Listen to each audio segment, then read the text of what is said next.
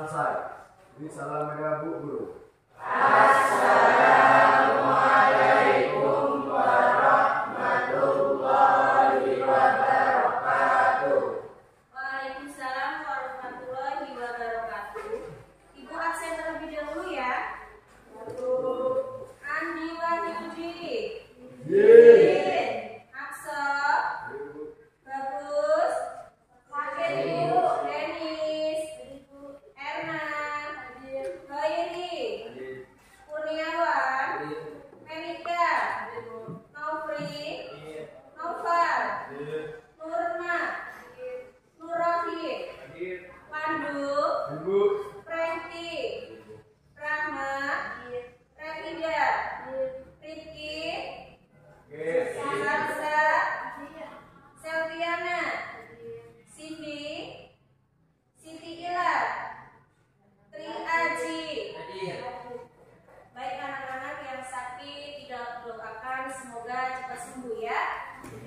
Amin. Baik anak-anak, sebelum proses pembelajaran dimulai, Ibu ingin tahu perasaan kalian sebelum proses pembelajaran seperti apa. Nanti Ibu akan bagikan stick note. Kemudian kalian nanti tulis di stick note tersebut, nanti ditempelkan ya. Paham?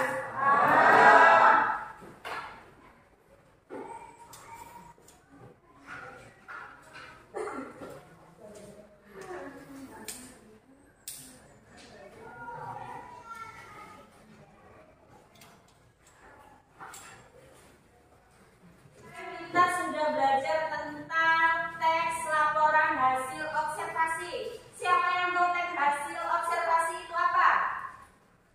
Ibu, Iya, Pandu. teks laporan hasil observasi adalah teks yang berisi informasi atau penjabaran umum yang didapatkan dari hasil pengamatan. Iya, beri aplaus untuk Pandu. Baiklah anak-anak, untuk hari ini kita akan belajar tentang struktur teks laporan hasil observasi.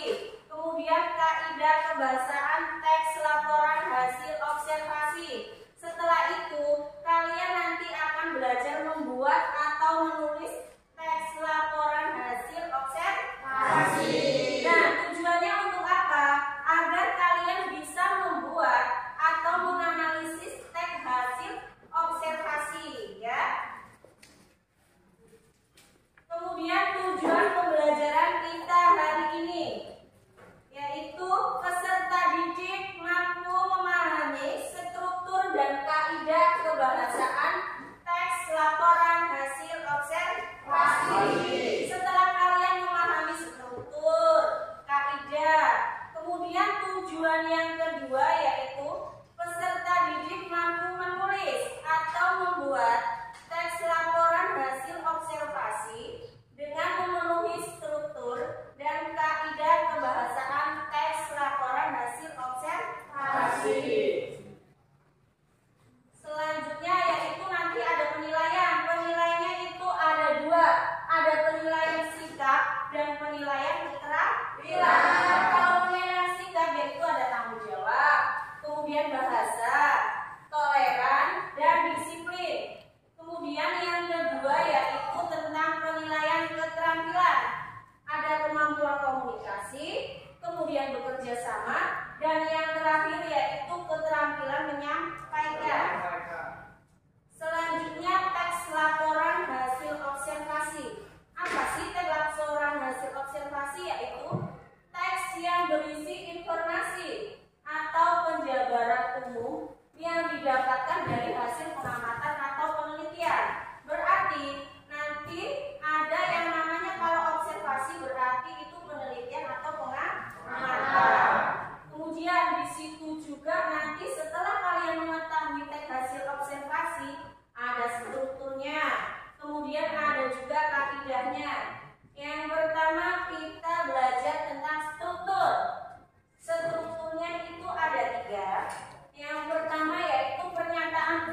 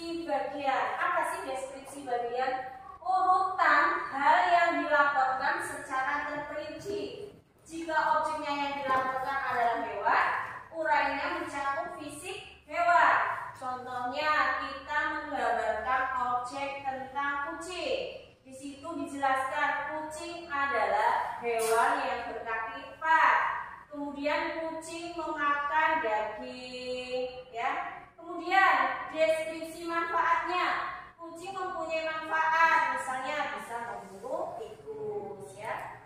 Kemudian yang terakhir strukturnya yaitu ada yang namanya deskripsi manfaat. Bagian ini berisi objek yang dilaporkan secara ringkas, secara umum dari hal-hal yang dilaporkan. Nah, kita sudah mengetahui tentang teks observasi, kemudian strukturnya. Yang selanjutnya yaitu ada yang namanya kaidah kebahasaan teks laporan hasil observasi. Yang pertama yaitu ada yang namanya kata benda umum. Kata-kata yang dideskripsi atau objek atau peristiwa yang terjadi secara umum, baik benda atau peristiwa yang khusus. Kita lihat contohnya. Teaching Factory adalah model pembelajaran berbasis pada jenjang SMK. Nah, dari kalimat ini yang menunjukkan kata benda umum yaitu kata teaching factory. Kemudian yang kedua ada yang namanya kata kerja material, yaitu kata kerja yang menunjukkan tindakan atau benda atau hewan atau manusia dan peristiwa. Kita lihat contohnya. Untuk menambahkan rasa atau mempercantik tampilan, adonan kue biasanya diberi tambahan, misalnya pewarna, kemudian makanan, rasa atau aroma. Nah, dari contoh kalimat ini yang menunjukkan kata kerja material, yang pertama yaitu menambahkan, kemudian mempercantik, dan yang ketiga yaitu diberi, ya. Selanjutnya ada yang namanya kata kopula. Apa sih kata kopula? Kata kopula yaitu kata yang digunakan untuk menjelaskan suatu pengertian atau konsep mengenai struktur. Contohnya, kue kering merupakan salah satu kudapan jenis biskuit yang dibuat dari adonan lunak. Nah, dari contoh ini yang menunjukkan kata kopula yaitu kata merupakan. Contoh kata kopula selain kata merupakan misalnya adalah, yaitu, ya, itu namanya kata kopula. Selanjutnya yaitu ada yang namanya kata pengelompokan. Kata pengelompokan yaitu kata yang digunakan untuk mengelompokkan suatu objek atau bisa disebut dengan bendanya. Kita lihat contohnya. Berdasarkan cara pembuatannya, kue kering dapat dibagi menjadi beberapa macam. Nah, dari kalimat ini yang menunjukkan pengelompokan yaitu kata dibagi menjadi. Selain dibagi menjadi, misalnya diantaranya, selanjutnya, ya, itu namanya dengan kata pengelompokan. Selanjutnya yaitu ada yang namanya kata keadaan. Kata-kata yang menggambarkan atau bermakna suatu keadaan yang berhubungan dengan suatu objek atau penggambaran suatu objek. Kita lihat contohnya. Kue kering merupakan salah satu kudapan jenis biskuit yang dibuat dari adonan lunak. Dari contoh ini yang menunjukkan kata keadaan yaitu keadaannya dia berlunak. Contoh keadaannya berarti ada yang keadaan lagi sehat atau sakit, berarti keadaan yang dirasakan oleh orang itu atau objek itu, ya. Selanjutnya ada yang namanya kata teknis. Kata teknis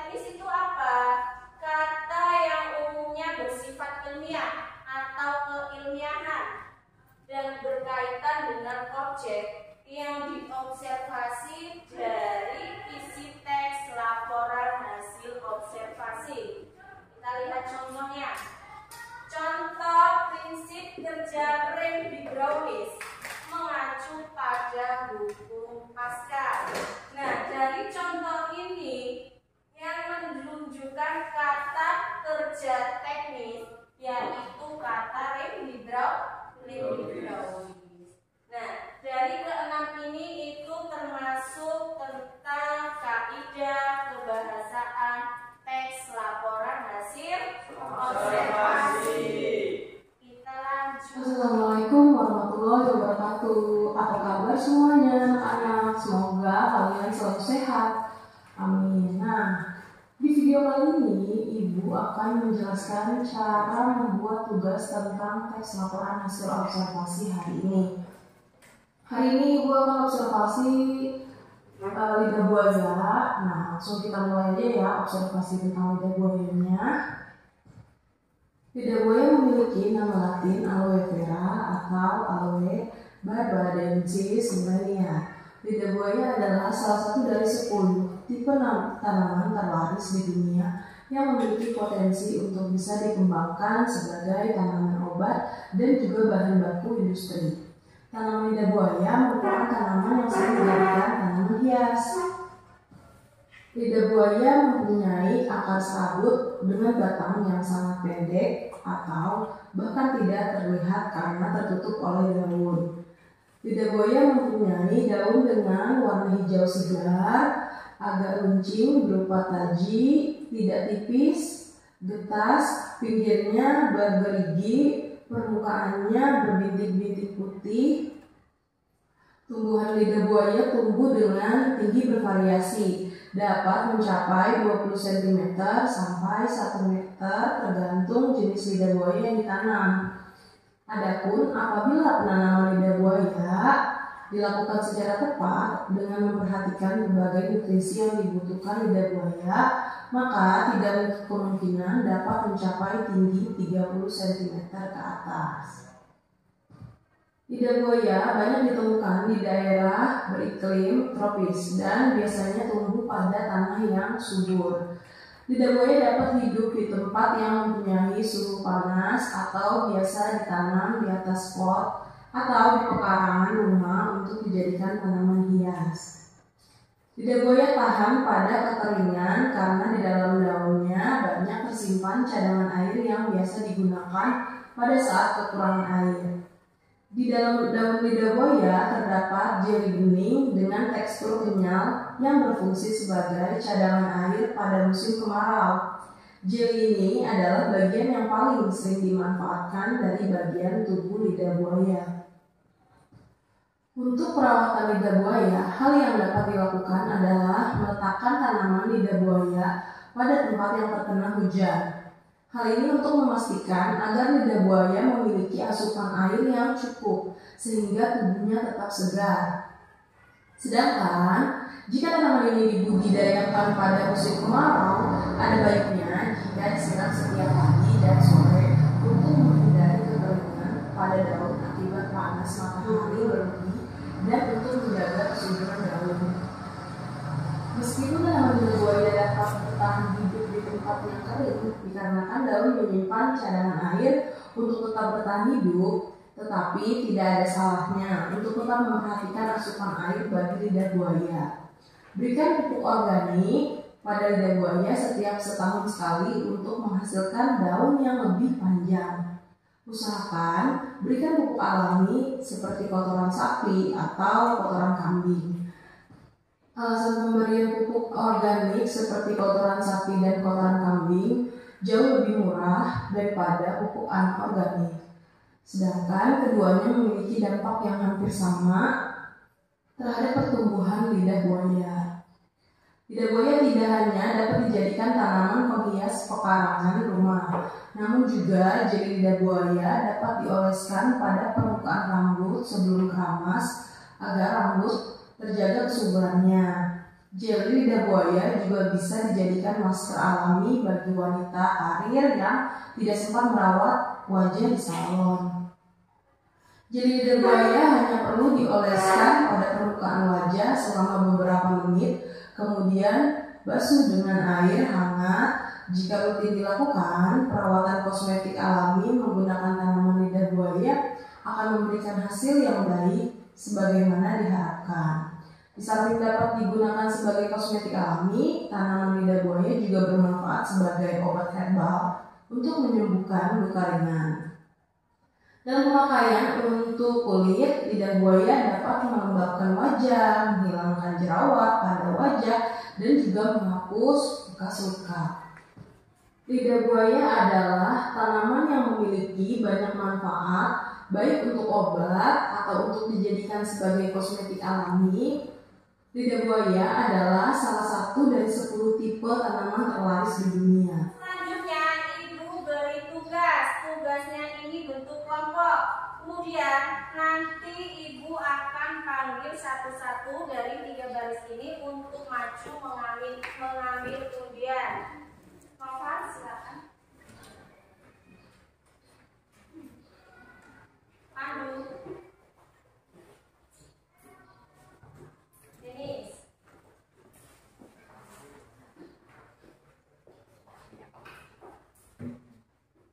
Noval kelompok berapa, Val? Kelompok 1. Dari barisannya Noval ke belakang kelompok 1 ya. Kemudian Pandu kelompok berapa, Pandu? Pandu ke belakang kelompok 2 ya. Kemudian Denis kelompok 3. Nah, sekarang kalian duduk atau bikin kelompok sesuai dengan kelompoknya masing-masing. Ayo kursinya duduk bersama kelompok. Ibu bagi LKPD-nya terlebih dahulu. Noval, Pandu, Denis.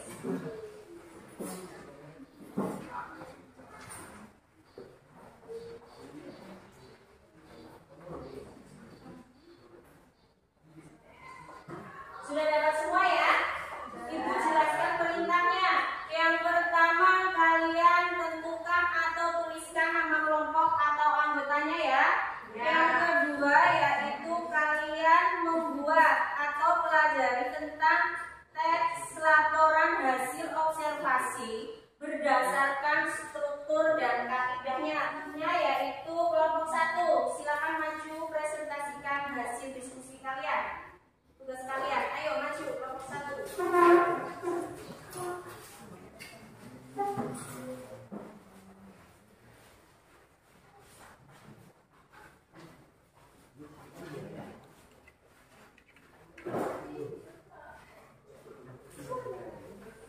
Dan buka terlebih dulu. Assalamualaikum warahmatullahi wabarakatuh.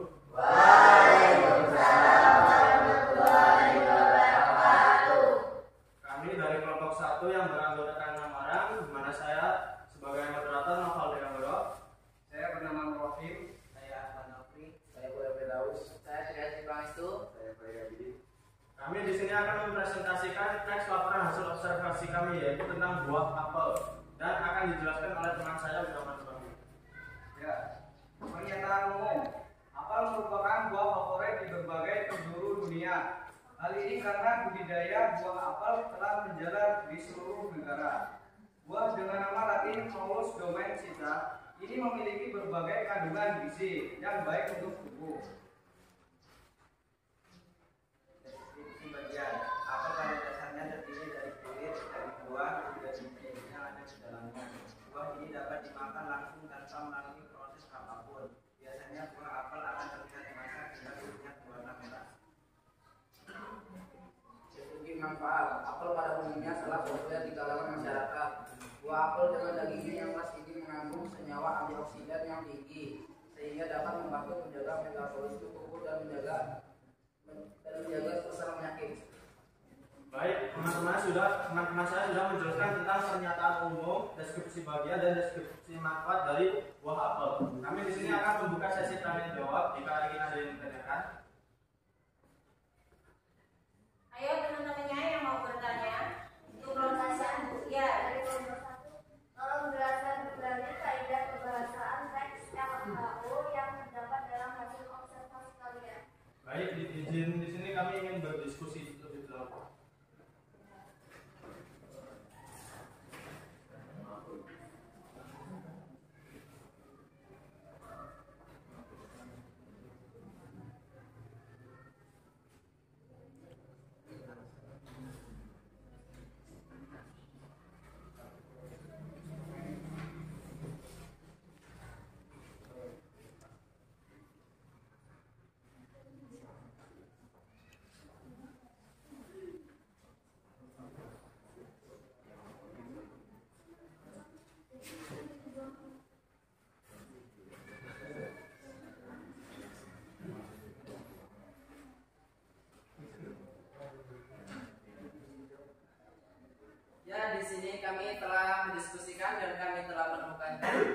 semuanya. Di sini saya akan menjawab pertanyaan dari kelompok 2. Kaidah kebahasaan dalam teks laporan hasil observasi kami tentang buah apel. Yang pertama, ada kata kopula, yaitu apel merupakan buah favorit.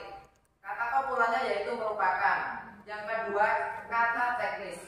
Kata teknisnya yaitu buah dengan nama Latin Molus domestica.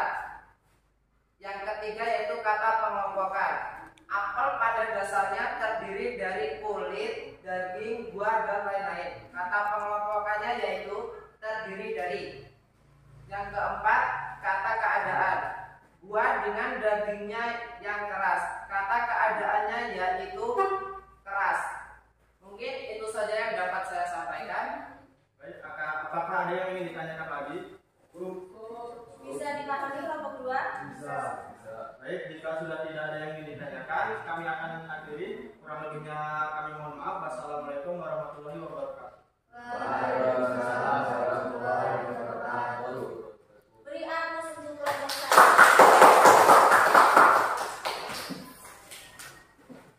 Beri apresiasi untuk kalian semua, sangat selanjutnya Ibu jelaskan kembali ya tentang pembelajaran hari ini ya. Yang pertama yaitu tentang pengertian teks laporan hasil observasi ya.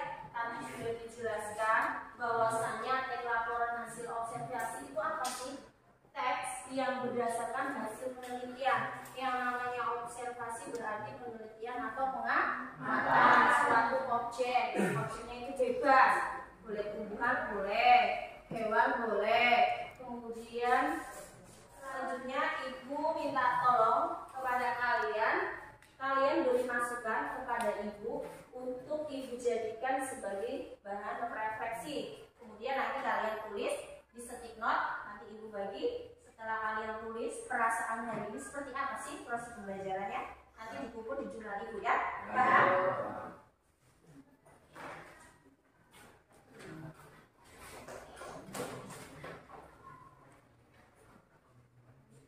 Permainan atau kita relaksasi, espriki. Semuanya berdiri. Kalian duduk saling berhadapan bersama teman kalian masing-masing. Tidak boleh ke belakang atau kanan kiri juga boleh.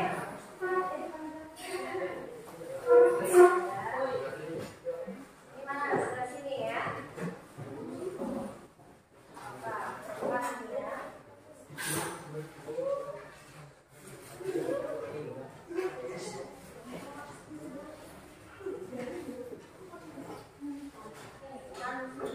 Boleh kompak, buat juga apa ya?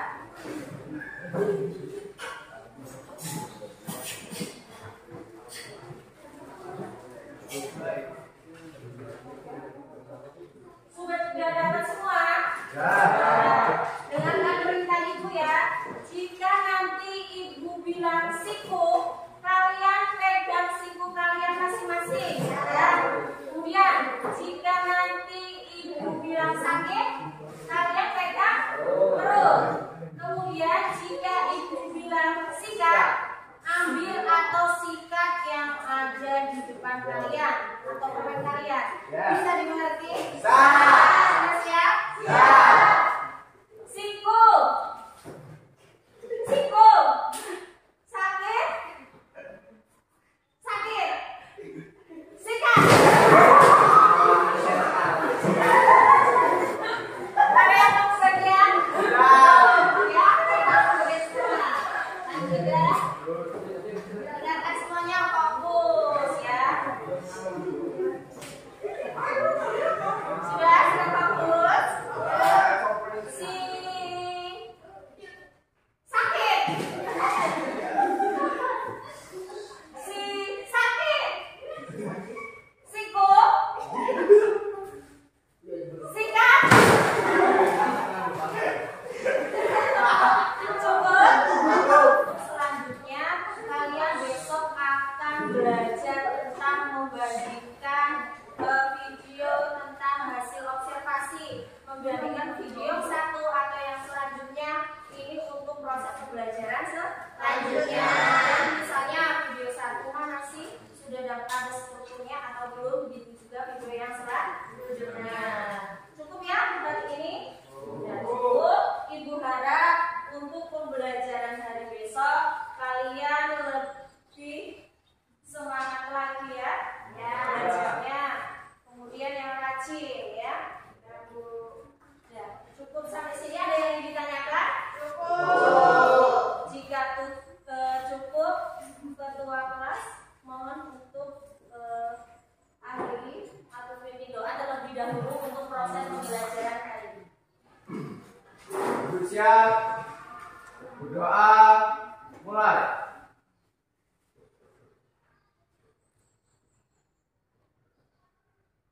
Berdoa selesai.